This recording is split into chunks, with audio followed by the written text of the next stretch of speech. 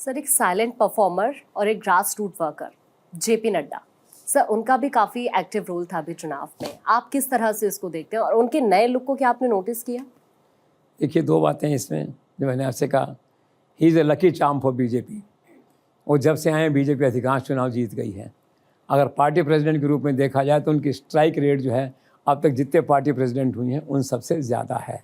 Of course he is a, जिसे कहना चाहिए कि silent operator, silent performer, non controversial.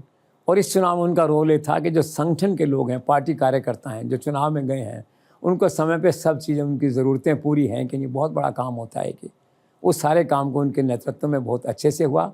या दिल्ली के अंदर जो नरेंद्र मोदी अमित शाह से लगातार संपर्क में रहे, एक प्रॉपर कोऑर्डिनेशन पार्टी प्रेसिडेंट का जो होता है गवर्नमेंट के साथ, वो उन्होंने जो है इंश्योर किया। और नड्डा के बारे में एक बात और आपको माननी पड़ेगी कि उनका कद लगातार बढ़ रहा है।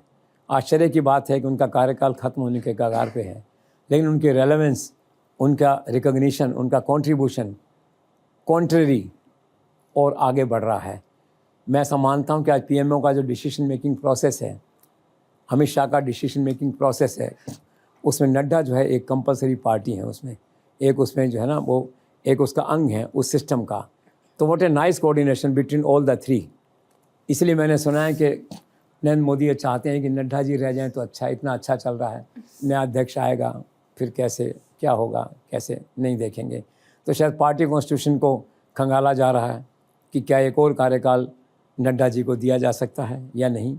तो कुल मिला के आपने ठीक कहा, is a silent performer and he is one of the major factors of this Delhi victory. This is all which we can conclude.